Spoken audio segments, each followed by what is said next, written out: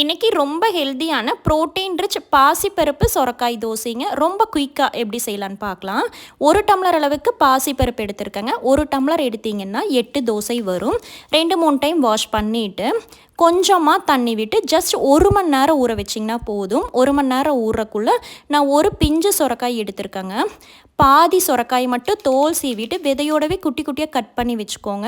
அதுக்குள்ளே பாசிப்பருப்பும் நம்மளுக்கு 1 மணி நேரத்தில் நல்லா ஊறிடும். மிக்ஸி ஜாரில் ட்ரான்ஸ்ஃபர் பண்ணிவிட்டு கட் பண்ணி வச்சுருக்க சொரக்காய் சேர்த்திக்கோங்க. 2 வரமிளகாய், 1/4 டேபிள் ஸ்பூன் சீரகம், மாவுக்கு தேவையான அளவு உப்பு சேர்த்திட்டு ஒரு சொட்டு தண்ணியோடு விடாமல் இந்த மாதிரி திக் பேஸ்ட்டாக அரைச்சி எடுத்துக்கோங்க. ஏன்னா சொரக்காயிலேயே நல்லா தண்ணி வந்துடும்.